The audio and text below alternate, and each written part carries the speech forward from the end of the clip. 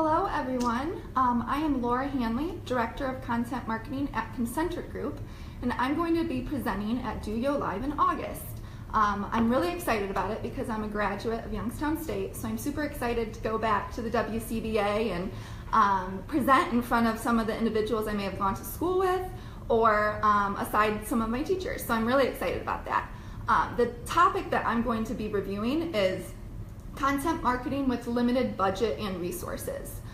So I work in an agency. I am blessed in that I have a designer who's just an arm's length away to help me create some visuals for my content marketing programs and things like that. However, I know that's not the norm for maybe yourself. So I know there's a lot of marketing departments out there that have maybe one person, 3 people, and you can't really have a designated designer to help you with different, maybe it's social images or some larger pieces like that. So I just really want my presentation to be able to empower attendees to literally walk away and be able to create content as soon as they get back to the office. So that's my goal. I'm really excited to share my tips.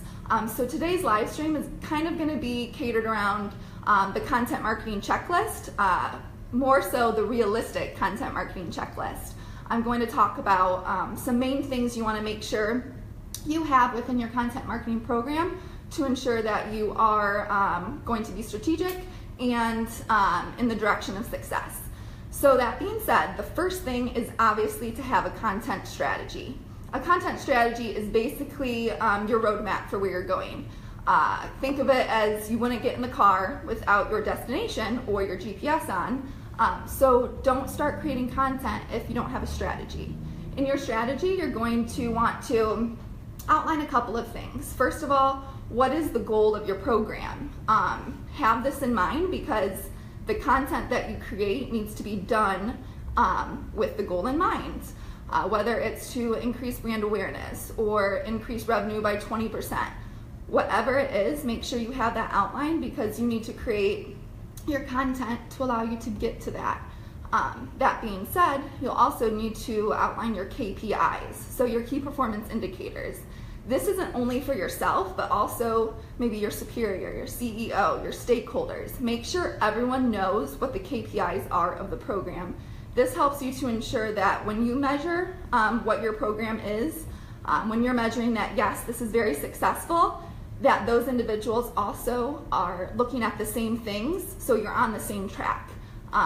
If I am creating a program and maybe brand awareness is one of the KPIs, and I'm looking at all of the metrics and it's off the chart, I'm deeming the program as extremely successful, but maybe a stakeholder isn't looking at that same KPI, they might think the whole program is, not doing well because they weren't informed from the beginning. So just make sure that's outlined in the content strategy and everyone is aware of that.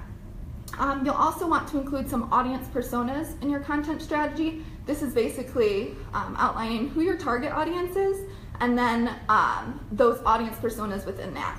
Each persona may be a different type of demographic, and that means that those individuals read their content in different places. Maybe you'll use certain social channels for different personas, or even different content formats for different personas. So creating that persona helps you outline the types of content formats you're going to be creating, maybe even the frequencies that you will create those in.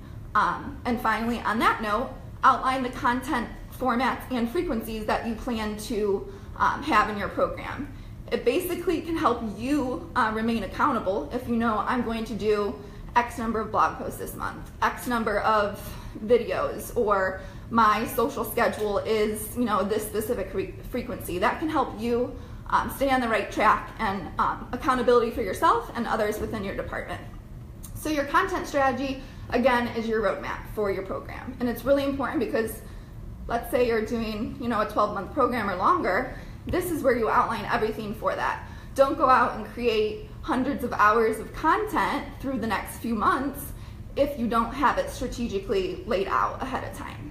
So on that note, you'll also want to make sure, number 2 on my checklist, is establishing keyword research and best practices of SEO into your content. there's no point in spending all of that time creating content if no one's going to be able to find it. So you want to, if you're not aware of what keyword research is, there's tons of industry publications and blog posts that really cover it.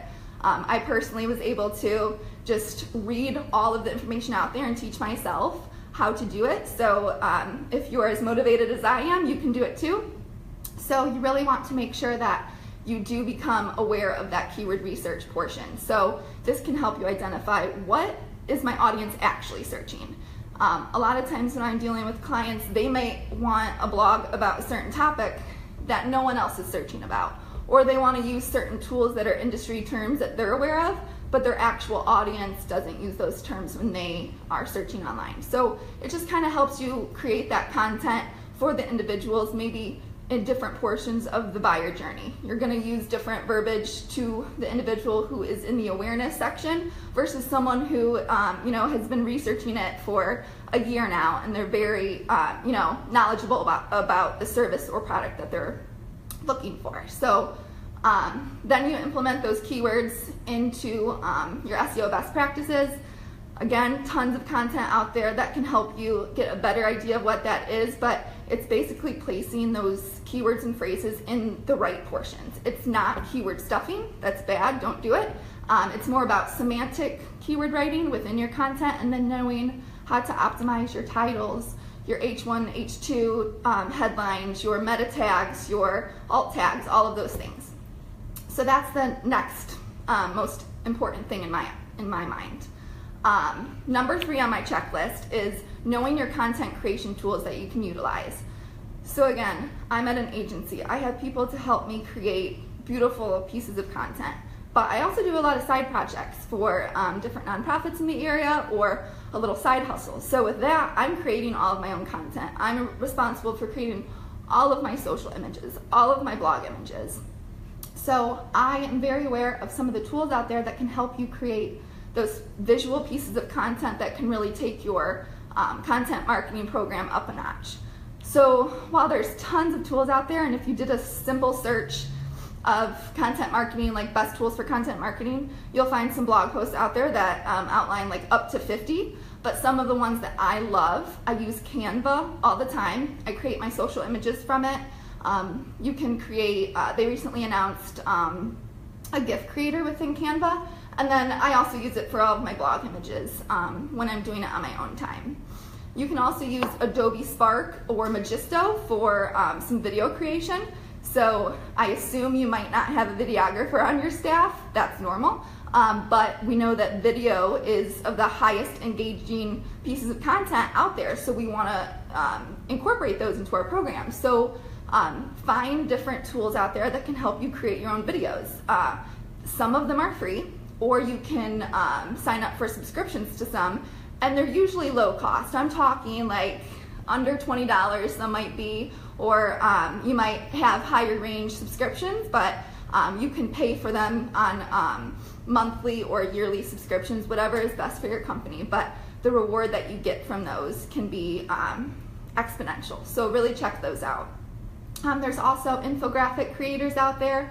Again, infographics can be as intricate as you want them or more basic, but either way, you can really describe content in a digestible format for your audience. So I have beautiful infographics that are as detailed as they can be, but I can also go on and use some tools. There's one called Easily, it's EASE.ly, that can help you create infographics.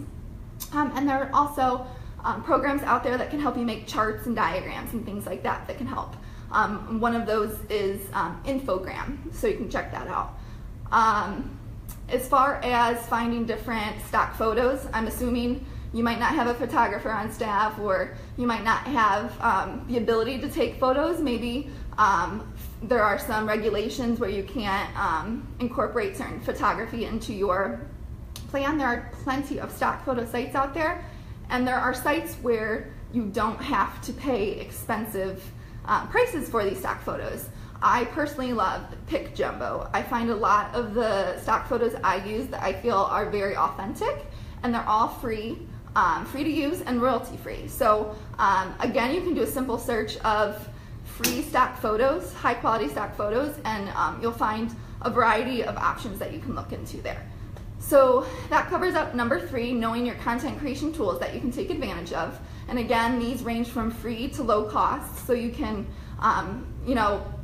go out and do free trials. Try it for a week, 2 weeks, see if you like it. It might take a while to get the mix that works best for your program, for your marketing department, but take the time and do it, because you'll notice that it can help your content creation be so much more effective and efficient once you have that right mix for you. And then the 4th item on my checklist kind of is perfect to come off of after you get your own content creation tools together. You can still outsource. Allow yourself to outsource certain things.